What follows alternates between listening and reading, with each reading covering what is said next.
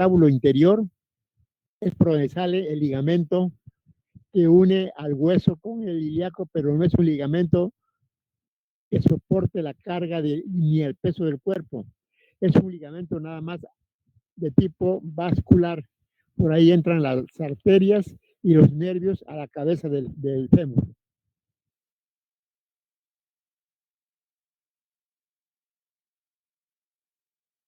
Este es el acetábulo, formado por el pubis, el isquion y el hueso coxal. Juntos, digo, el hueso ilíaco, juntos forman el hueso coxal. Ahí se aloja la cavidad, la cabeza, y esta es la parte hundimiento interior por donde sale un ligamento, que es un ligamento vascular, no es un ligamento que soporte o que cargue el peso, únicamente es vascular.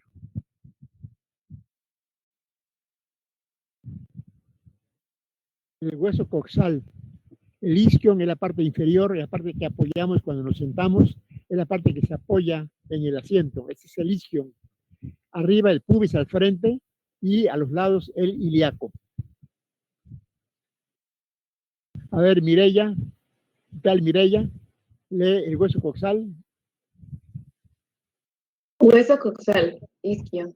El isquion tiene una tuberosidad inferior y dos ramas, la anterior para unirse con el pubis y la rama posterior con el ilion. Tiene en la parte posterior una escotadura ciática mayor y una espina ciática. Forma la parte posterior del acetábulo y la inferior del agujero obturador. Este es el isquion, abajo. Aquí fue la parte del acetábulo. Aquí está el pubis. La rama ascendente que va para el pubis y la rama posterior que va para el ilion.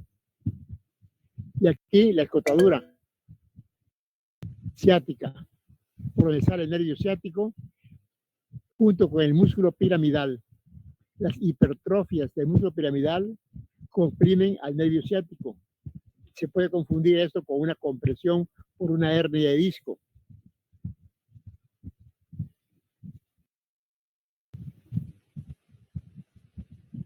Aquí tenemos el isquion, nuevamente, la rama ascendente, la rama posterior, por la parte también del agujero obturador, el pubis aquí arriba, el isquion abajo y el ilion hacia la parte externa.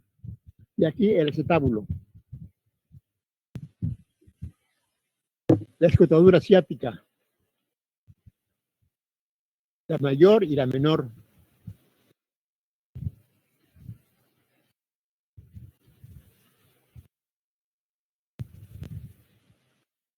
El pubis, formado por una rama horizontal, el cuerpo del pubis y una rama descendente. Se une con el lado contrario en esta unión que se llama la sínfisis del pubis. A ver, Marta Paulina, lee el hueso coxal, el pubis. Hueso coxal, pubis. El pubis tiene un cuerpo y dos ramas. El cuerpo se une con el pubis del lado contrario, la rama superior se une al cuerpo del ilion y la parte inferior al isquion.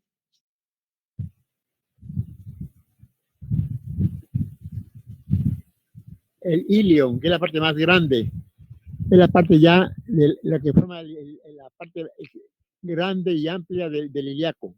A ver, sigue leyendo, Marta. Hueso coxal, ilion. El ilion tiene un cuerpo y un ala.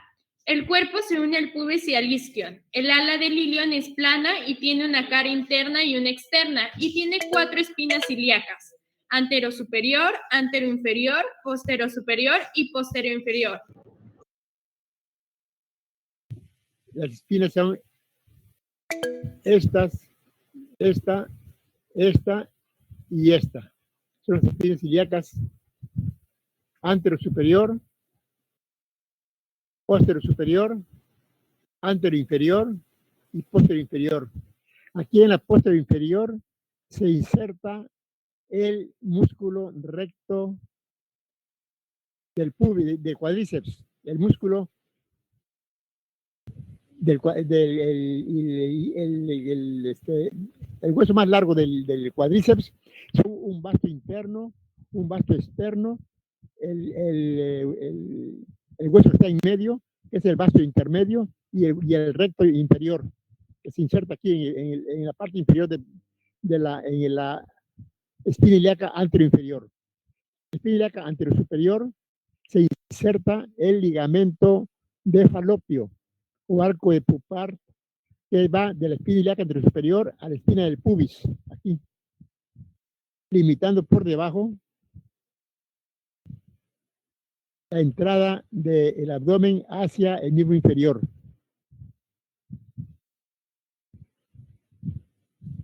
Aquí.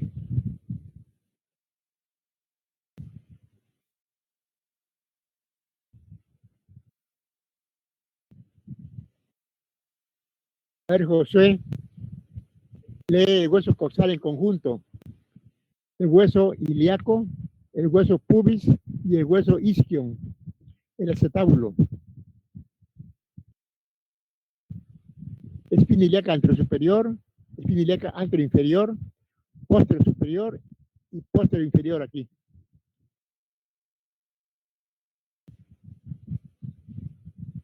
A ver, Josué, léele.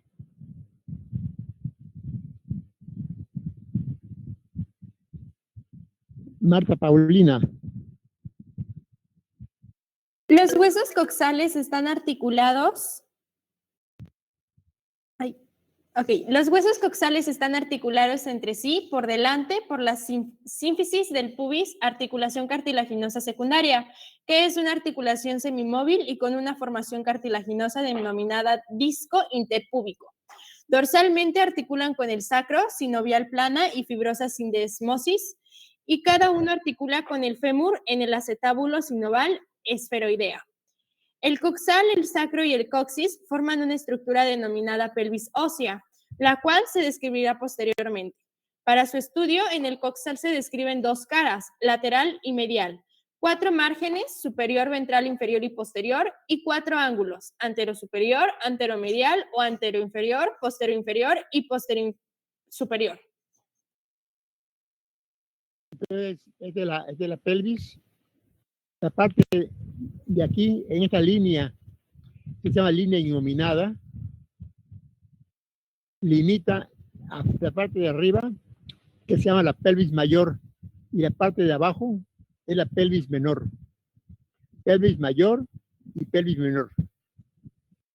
La sínfisis del pubis, la rama horizontal del pubis, y hacia abajo la rama vertical, para unirse con el isquion.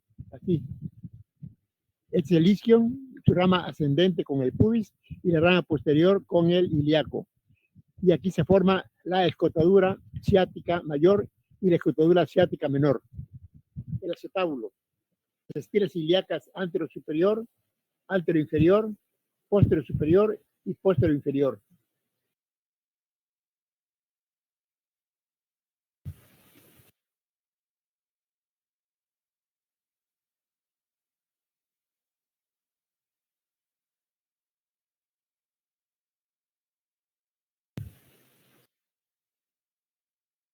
A ver, Oscar y Manol, lee la articulación coxofemoral. Articulación coxofemoral. En la articulación coxofemoral se ponen en contacto el acetábulo del coxal y la cabeza del fémur. Es una articulación esferoidea que permite grandes movimientos. Para que el acetábulo acoja mejor a la cabeza del fémur, el borde del acetábulo está ampliado y presenta un labio acetabular, que es de carácter fibroso y cartilaginoso y que aumenta su superficie más allá del ecuador de la cabeza del fémur y la membrana sinovial interna. La capa fibrosa se inserta proximalmente en el acetábulo y distalmente en la línea intertrochanteria del fémur, pasando alrededor del cuello y formando la zona orbicular, imitando la extensión del fémur en 10 grados. La flexión desenrolla los ligamentos. La cápsula articular tiene 3 ligamentos, el hilo femoral, el pubo femoral y el isquio femoral. Para cada uno de los huesos, para el ilíaco, para el pubis y para el isquion. 3 ligamentos.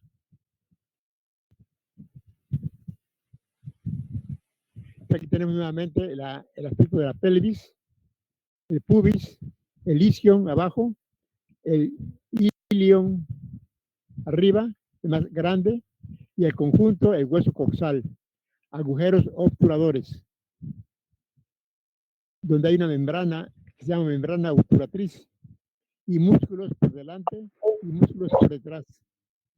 Músculos que están por fuera de la agujero obturador y músculos por dentro del agujero obturador.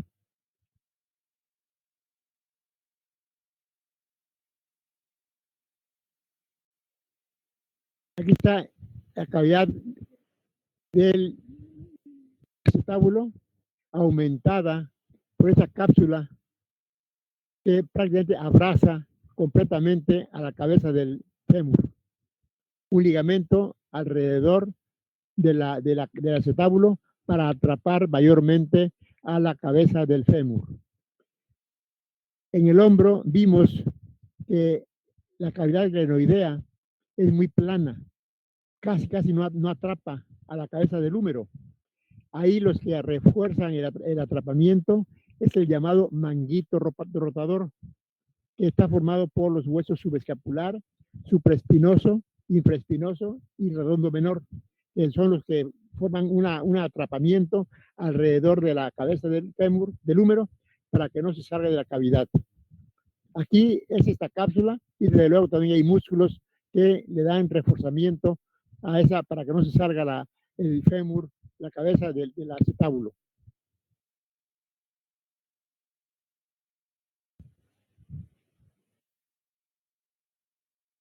A ver, Oscar y Manol, lee el sacro y el coxis.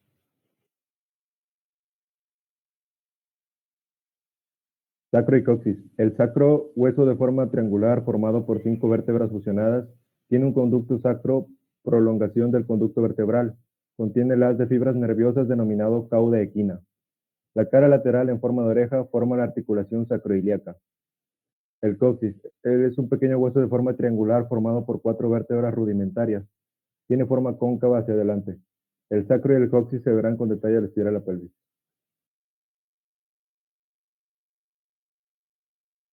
Aquí tenemos el sacro y el coxis aquí abajo. El sacro formado por 5 vértebras fusionadas con agujeros por delante y por detrás. Por delante salen las fibras motoras y por detrás entran las fibras sensitivas y afuera se unen y forman ya un nervio mixto, del cual las raíces posteriores van a inervar a los músculos alrededor del sacro y de la pelvis, y las anteriores van a formar el plexo sacro, del cual el principal nervio es el nervio ciático, que es el que lleva inervación a toda la parte posterior del miembro inferior.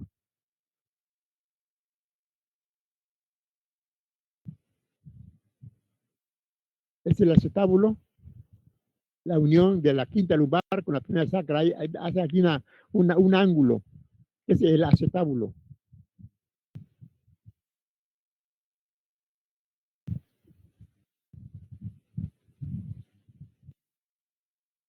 Vamos a hablar del fémur. A ver, Rafael, lee el fémur.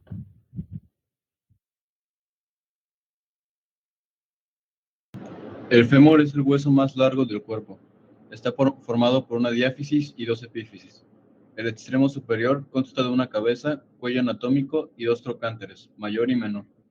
La cabeza y el cuello forman un ángulo con el cuerpo de entre 115 y 140 grados, 126 grados promedio. El trocánter menor es el posteromedial y el mayor es lateral.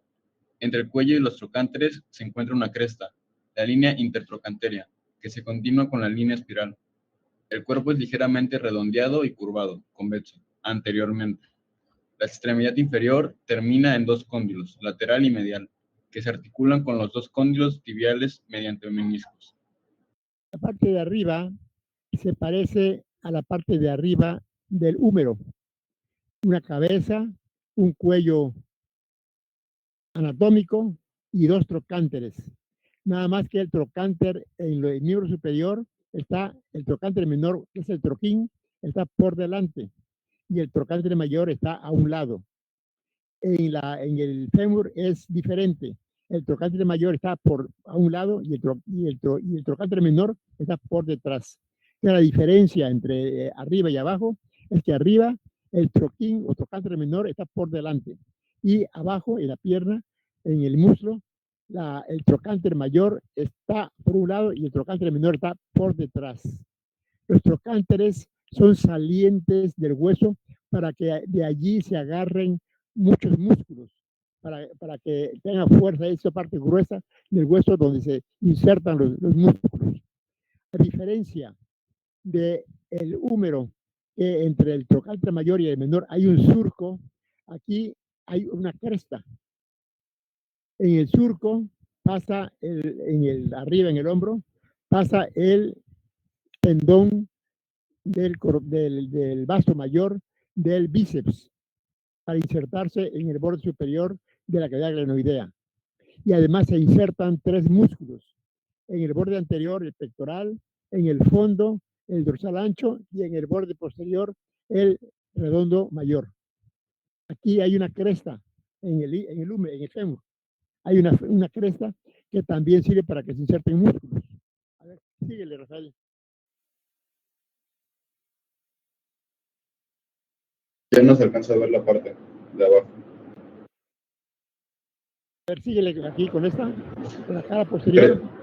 Presenta la línea áspera conformada por un labio lateral y otro medial, entre los que queda un intersticio, recorre la diáfisis a todo lo largo. El labio externo presta inserción al vasto externo, el labio interno al vasto interno del cuádriceps. El intersticio de la línea áspera se insertan los aductores del muslo por arriba y la porción corta del bíceps crural por abajo. La línea áspera se trifurca hacia abajo en línea externa para el glúteo mayor, el vaso externo del cuádriceps y el aductor mayor, la media para el aductor menor y el pectíneo, y en la interna el vasto interno. En la parte inferior la línea áspera se bifurca dirigiéndose hacia los cóndilos del fémur para limitar el hueco popliteo. Entonces, en la parte posterior el húmero tiene desde luego la diáfisis, que es la parte intermedia, y la epífisis, que son las porciones distales. Epífisis superior y epífisis inferior. La epífisis consta de la cabeza y el cuello anatómico. Esto ya forma parte de la diáfisis. Los trocánteres forman parte de la diáfisis. El trocánter mayor está hacia los lados, un poco hacia arriba, pero más que nada hacia el lado, y el trocánter menor está hacia la parte posterior. En la diáfisis posterior hay un surco con 2 crestas, que es la línea áspera. Estas crestas externa e interna principalmente son para la inserción del vasto externo y del vasto interno del cuádriceps. Es un músculo que está por delante, pero se inserta en la parte de atrás del fémur, en el borde externo y en el borde interno. Además, aquí se va a insertar también en la línea áspera hacia arriba, se trifurca hacia el trocánter menor, hacia el trocánter mayor y a una parte intermedia. La que se va hacia el trocánter mayor tiene una saliente que se llama saliente glútea o prominencia glútea, que es para que se inserte el músculo glúteo mayor en la parte externa de la trifurcación de la línea áspera. Arriba se trifurca, abajo se bifurca, o sea, nada más se divide en 2 para cada cóndilo, y limitando lo que va a formarse el llamado hueco popliteo. Bien.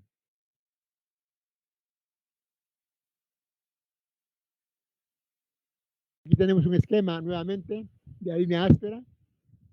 Los músculos que se insertan, el vasto interno y el vasto externo en el borde externo y en el borde interno de la línea áspera. En el fondo, el abductor largo, el bíceps crural, hacia la parte del trocánter mayor, hay una saliente aquí que se llama saliente o cresta glútea para el glúteo mayor. En medio, el pectíneo, y hacia el trocánter menor, la porción interna de la desviación de la línea áspera. Se trifurca arriba, hacia el trocánter menor, hacia el trocánter mayor y hacia la parte intermedia. la línea intertrocanteria. Hacia abajo se bifurca hacia los cóndilos. Los músculos. El abductor mayor se inserta desde aquí arriba, todo a lo largo, y aquí va insertándose por 3 brincos. Tiene 3 tendones aquí de inserción. Entre el segundo y el tercer tendón se forma un hueco, que es la entrada del canal de Hunter, donde la arteria humeral cambia de nombre para convertirse en arteria poplitea. La arteria humeral viene por delante, llega aquí al hueco que da la segunda y tercera inserción del abductor mayor, se mete y se convierte en arteria poplitea. Aquí vemos, aquí está el esquema y aquí está la anatomía real como es. Aquí tenemos el borde externo, el borde interno, el trocánter mayor y el trocánter menor. Y aquí la porción intermedia, la línea intertrocanteria.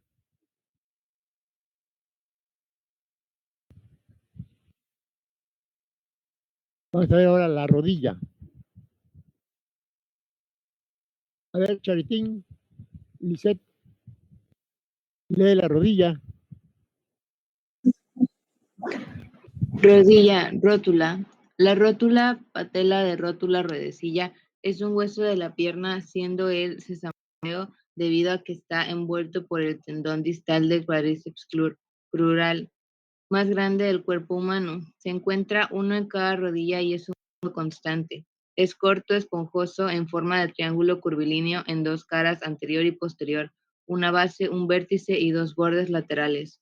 La anterior es convexa de arriba a abajo y también en sentido transversal. Está cubierta de manojos fibrosos procedentes del tendón del cuádriceps, único músculo que se inserta en la misma.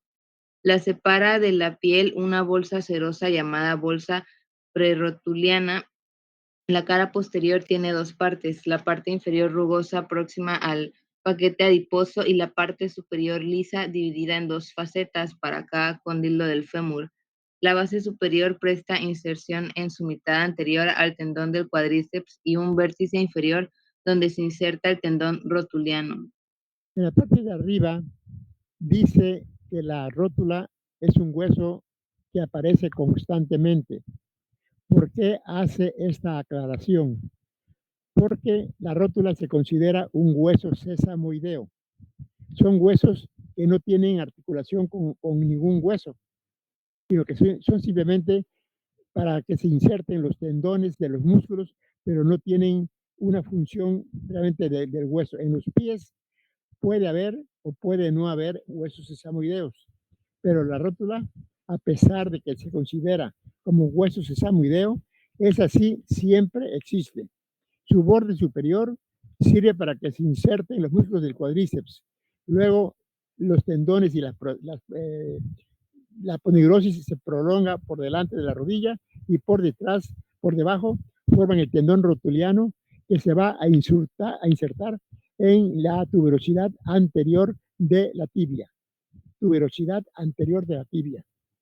El cuádriceps está formado por el vasto interno, el vasto externo y el vasto medial o crural y el recto inferior. Se inserta en la apófisis, en la espina ilíaca anteroinferior del ilíaco. Y abajo, los 4 hacia el tendón que cubre la rótula y terminando en el tendón rotuliano. El vasto externo y el vasto interno en los bordes interno y externo de la línea áspera. Y el crural o vasto intermedio en la cara anterior del fémur.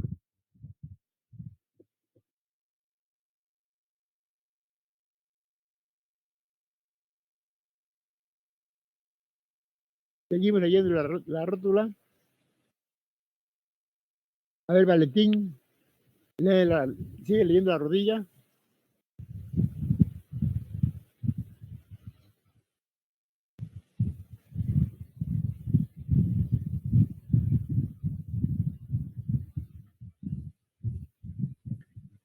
No se puede conectar, Valentín. A ver, Jimena.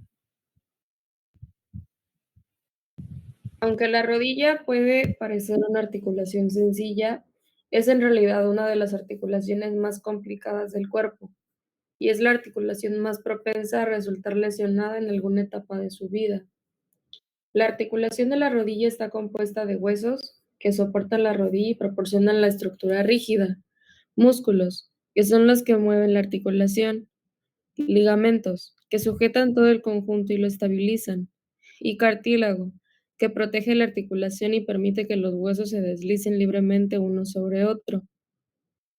La articulación de la rodilla está compuesta por 4 huesos. El fémur, que es el hueso más grande en su muslo, va sujeto por ligamentos y una cápsula a la tibia, el hueso de la espinilla. Justamente debajo y junto a la tibia está el peroné, que queda paralelo a la tibia. La rótula o patela se desplaza por la parte frontal de la articulación cuando la rodilla se dobla. Cuando la rodilla se mueve, no solamente y ya no se ve. La rodilla realmente es una articulación que se afecta con mucha frecuencia. El problema principal que sucede es que los ligamentos se van desgastando y quedan rozando hueso con hueso y eso resulta muy doloroso. La artritis reumática y reumatoide son factores que afectan frecuentemente la rodilla y actualmente se acostumbra mucho esas rodillas que ya duelen mucho y que ya están muy gastados los ligamentos, se quita las estructuras de la rodilla, la parte inferior del fémur, la parte superior de la tibia y se pone una prótesis de metal.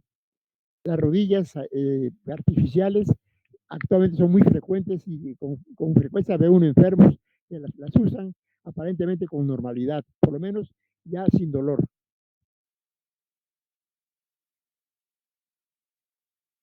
Tiene ligamentos en la parte externa y ligamentos en la parte interna para darle soporte a esa articulación que carga todo el peso del cuerpo. La mitad del cuerpo de cada parte lo carga cada pierna, la mitad del peso. A ver, vamos a ver los meniscos y los ligamentos. A ver, Charitín. No, vale.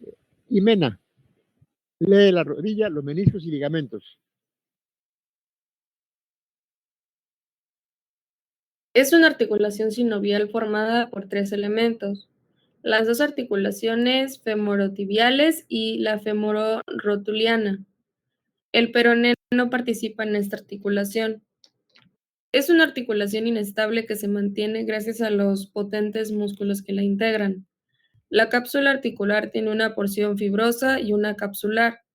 Esta última emite hacia arriba una bolsa articular que se coloca por arriba de la rótula y por detrás del músculo crural, vasto medial, y en la cual se inserta el músculo articular de la rodilla, subcrural. Tiene 2 ligamentos internos, los cruzados y 5 extracapsulares: ligamento rotuliano, ligamento colateral peroneo, ligamento colateral tibial, ligamento oblicuo y ligamento popliteo arqueado. Los vastos externos e internos que se insertan a los lados de la rótula forman los retináculos rotulianos medial y lateral, que refuerzan la cápsula articular de la rodilla.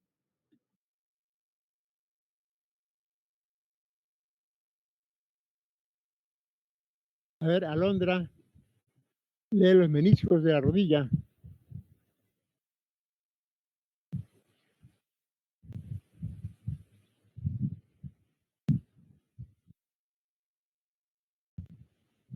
Sigue sin poder conectarse. A ver, Anthony Núñez.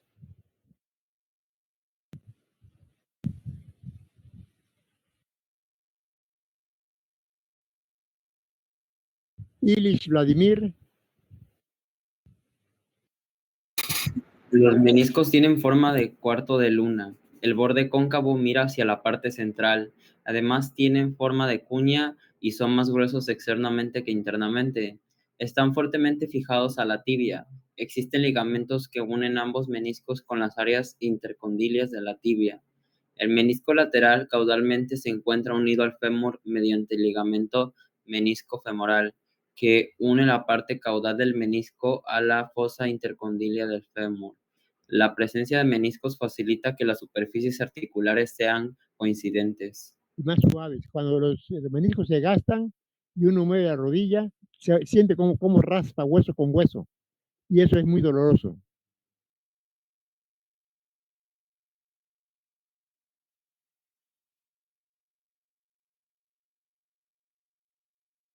A ver, Anthony, a ver si ya se puede conectar.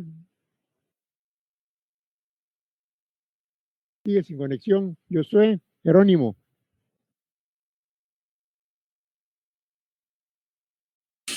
Ligamento anterior cruciforme. Sus siglas en inglés es ACL. Ligamento localizado en el centro de la rodilla, que controla los movimientos de rotación y hacia adelante de la tibia. Ligamento posterior cruciforme. Sus siglas en inglés es PCL. Ligamento localizado en el centro de la rodilla, que controla el movimiento hacia atrás de la tibia. Ligamento colateral mediano. Sus siglas en inglés MCL. Ligamento que proporciona estabilidad al interior de la rodilla. Ligamento colateral lateral, sus siglas en inglés LCL. Ligamento que proporciona la estabilidad a la rodilla externa.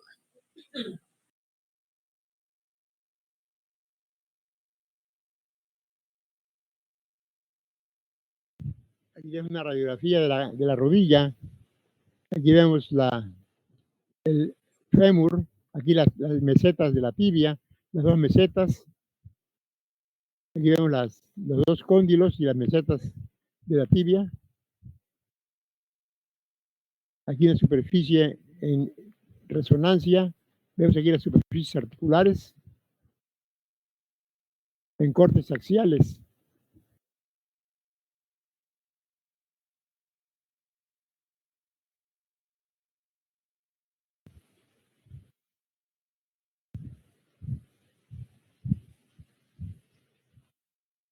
A ver, y tal Mireya, lee la tibia y el peroné.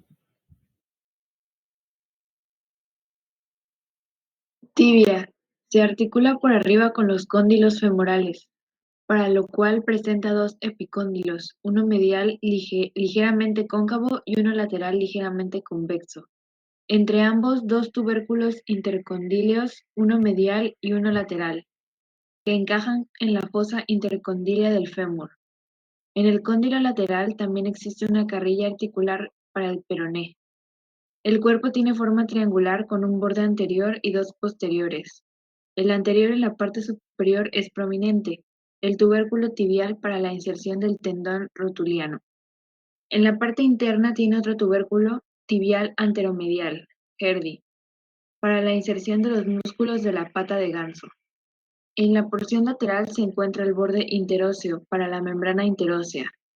En la porción inferior existe una prominencia medial, el maleolo interno, que junto con la parte inferior de la tibia forman la pared articular para el astrágalo y en la porción lateral la carilla articular para el peroneo.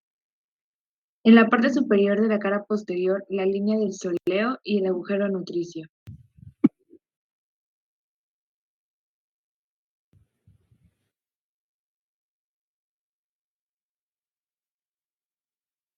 A ver, José Jerónimo, sigue leyendo.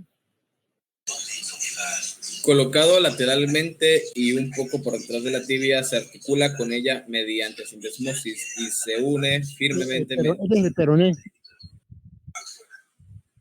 El hueso que se encuentra por fuera de la tibia. Se articula arriba con la tibia y abajo. Y no entra en contacto con los huesos del tobillo. Síguele. Y se une firmemente mediante la membrana interósea. El peroné no tiene función de soporte de peso, es apoyo para las inserciones musculares. Y inferior y lateralmente forma el maleolo lateral. Al igual que la tibia, se le considera al cuerpo una forma triangular, con un borde anterior y uno medial y lateral posteriores.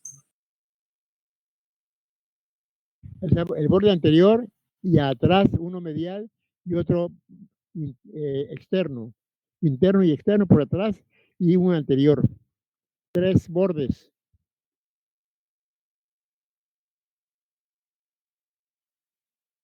Aquí vemos la articulación de la rodilla y la articulación del tobillo con los huesos. La tibia, que es la que forma parte de la articulación, que es la que se apoya sobre el astrágalo. Y abajo del astrágalo está el calcáneo, que es el que agarra o es donde se inserta el tendón de Aquiles o tendón del tobillo, que son el tendón conjunto de los músculos gemelos y sóleo, que forman un tríceps, los dos gemelos y el sóleo. Astrágalo y calcáneo. Adelante, el escafoides, el pisiforme, o hueso, el hueso, los tres cuneiformes en forma de cuña.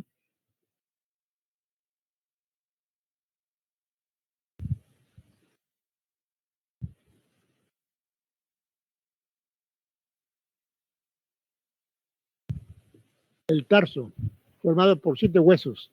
El astrágalo, el calcáneo, navicular, porque tiene forma de nave, o el escafoides. El cuboides y los tres cuneiformes. Astrágalo, calcáneo, escafoides, cuboides y 3 cuneiformes. El metatarso está formado por 5 huesos largos, con una base más robusta, articulada con los cuneiformes y con el cuboides. Los 3 primeros con los 3 cuboides y los 2 de afuera con el cuneiforme. Y la cabeza articulada de cada metatarsiano con cada falange. El primer metatarsiano es más corto y robusto, el dedo gordo. Nada más tiene 2 falanges, igual que se considera en la mano.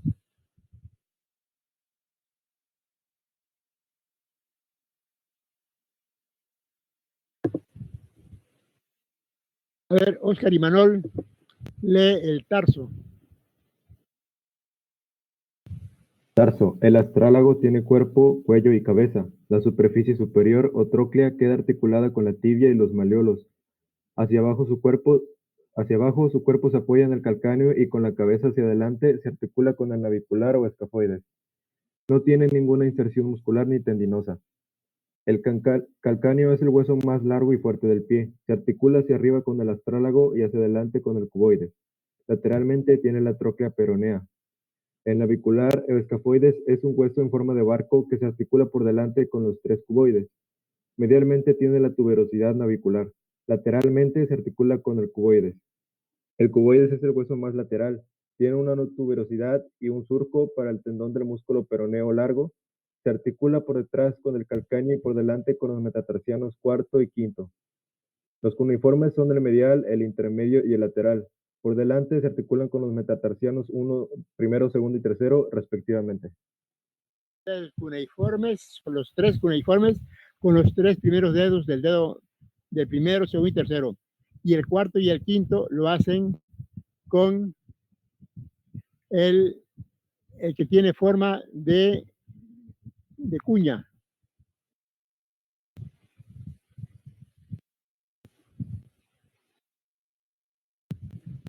Es el calcáneo, el astrágalo, el escafoides,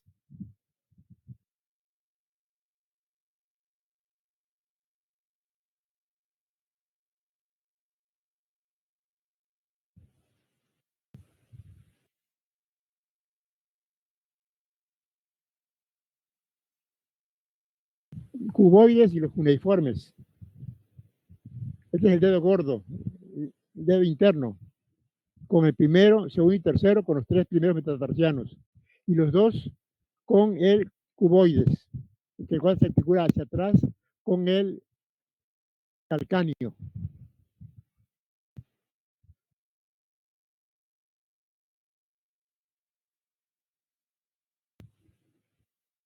A ver, Rafael Felipe, lee la articulación del tobillo.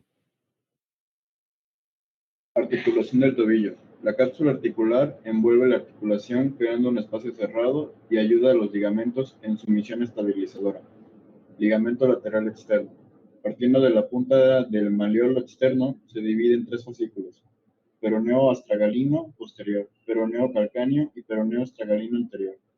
Ligamento deltoideo.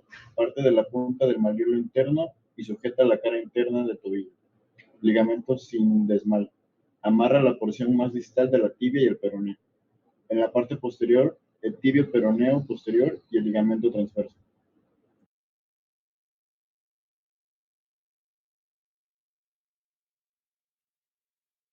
Él sigue leyendo. Del tobillo consta de las siguientes articulaciones.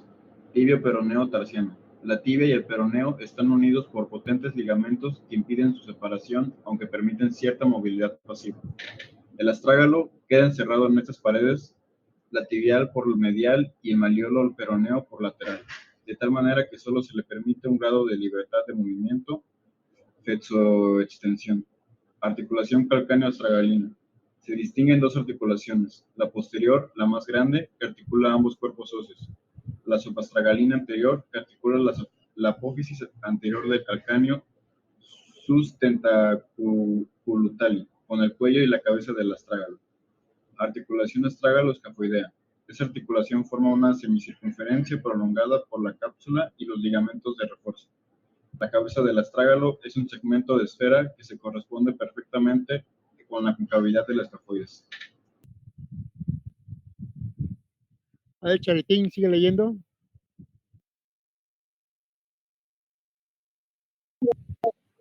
Articulación del tobillo. Articulación calcáneo-cuboidea.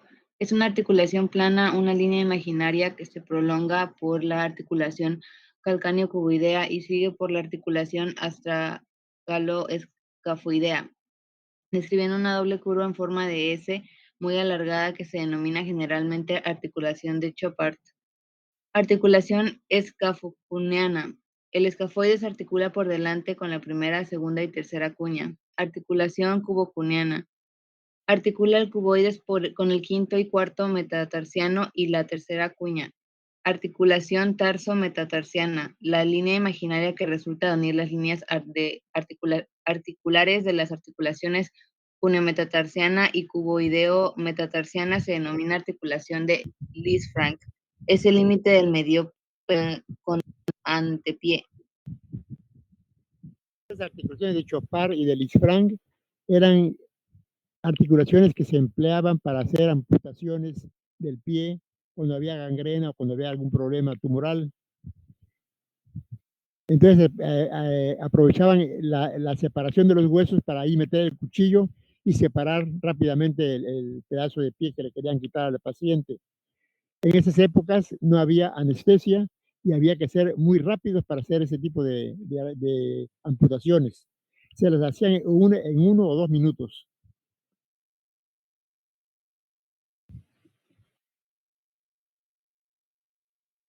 Los huesos metatarsianos son 5. El del dedo gordo es el más fuerte, el más grande, que se articula hacia atrás con el cuneiforme, el primer cuneiforme, y hacia adelante con la primera falange del primer ortejo. El segundo con el segundo cuneiforme y con el segundo falange, con el primer falange del segundo dedo. El tercero con el tercer cuneiforme. Y el cuarto y el quinto con el cuboides.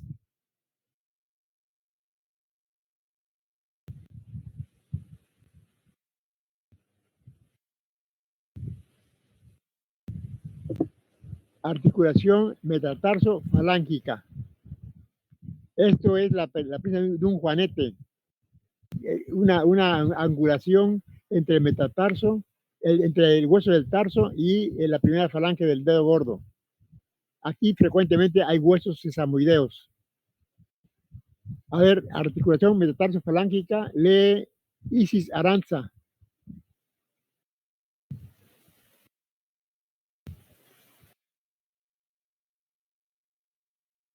Son las articulaciones de cada metatarso con su correspondiente falange. La más importante funcionalmente es la comprendida entre el primer metatarsiano y la primera falange del primer dedo. Esta articulación es la más importante después de la subarticulación. Solo tiene grado de libertad de movimiento, flexo-extensión.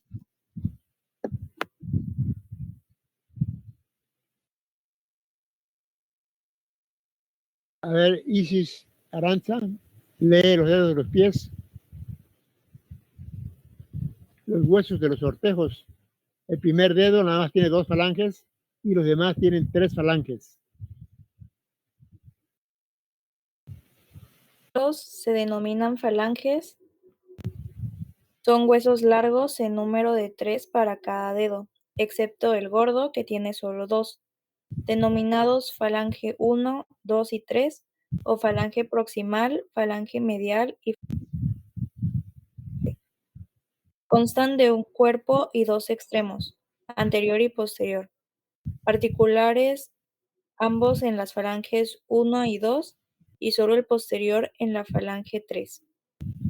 Se articulan las falanges proximales con los metatarsianos respectivos, respectivamente con las falanges número 2 y número 3, excepto el dedo gordo que solamente presenta 2 falanges.